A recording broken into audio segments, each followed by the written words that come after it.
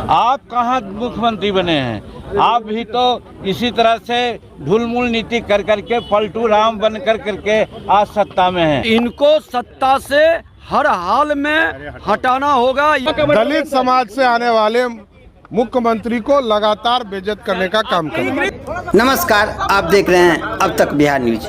जीतन राम मांझी को पटना में डॉक्टर भीमराव अंबेडकर के प्रतिमा पर माल्यार्पण करना था और वहां पर मौन व्रत रखना था, लेकिन वह नहीं कर पाए क्योंकि पुलिस ने गेट ही नहीं खोला। इसके बाद हम के कार्यकर्ता आक्रोशित हो गए और जमकर नीतीश कुमार के विरोध में नारे लगाए। इसके बाद जीतन राम मांझी नीतीश कुमार पर भड़क गए। सुनिए क्या कहते हैं जीतन राम मांझी। बाबा भीमराव अंबेडकर के चरणों में अपना माला पहना करके और हम लोग रिकॉन्साइल करना चाहते थे कि बाबा हम लोग क्या करें, नीतीश कुमार को सद्बुद्धि दें। और आज ताला नहीं खोला गया, विधानसभा में भी बोलने का मौका नहीं दिया और आज यहाँ पर बाबा का मूर्ति पर माल्यार्पण करने से भी रोका गया। इतना जघन्य अपराध हम समझते हैं कि बिहार के दलित पिछड़ा वर्ग के लोग, महिला लोग नहीं बर्दाश्त करेंगे।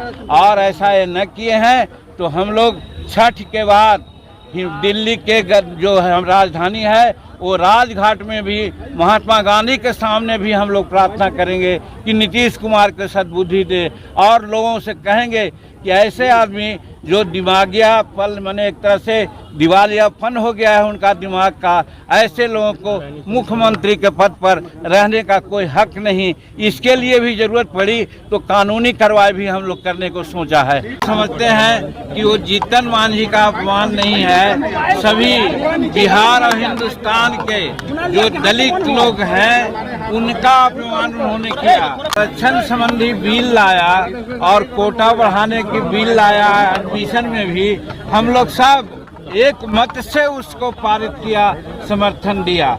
तो फिर उसमें विरोध की कौन बातें आती है?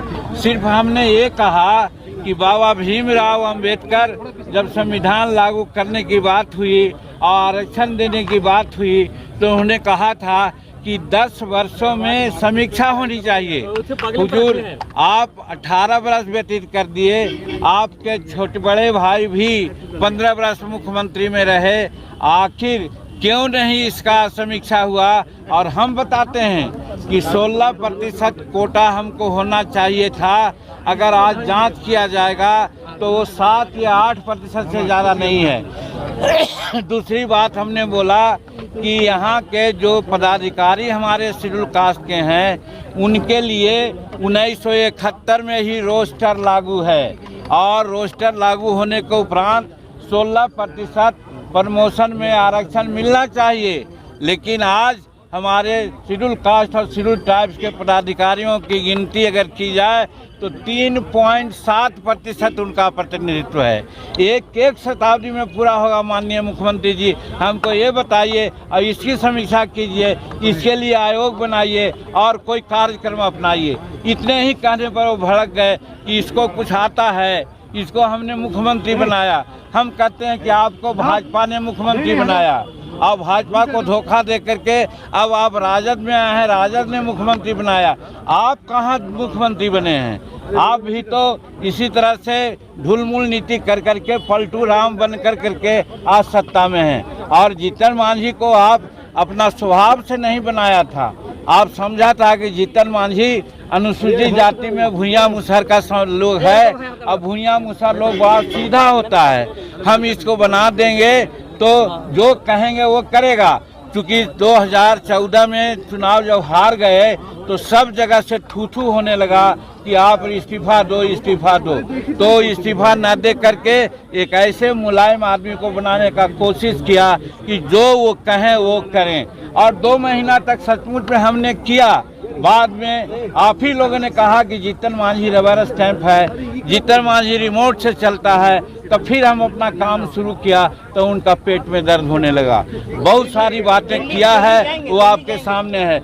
ये सामंतवादी प्रवृत्ति के लोग जो संविधान का, लोकतंत्र का सम्मान करने वाले लोग हैं उसका अपमान करते हैं। एक संवैधानिक पद पर पूर्व मुख्यमंत्री का सदन के अंदर अपमान, आज डॉक्टर भीमराव अंबेडकर के मूर्ति के निकट ये मौन, अपने धरने के कार्यक्रम में उनकी सामंतशाही झलक रही है।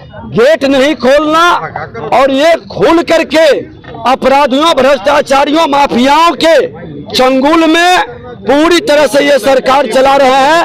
ये खुल करके बिहार में सामंतशाही और भय का वातावरण बना रहे हैं, जिसके विरोध में भारतीय जनता पार्टी ने सुशासन के लिए उनको मुख्यमंत्री बनाया था। ये जो बालू माफिया, शराब माफिया और जमीन माफियाओं का राज चल रहा है, जिसने जमीन लूटने का काम किया है, वही लोग दलित समाज से आने वाले मुख्यमंत्री को लगातार बेइज्जत करने का काम कर रहे हैं।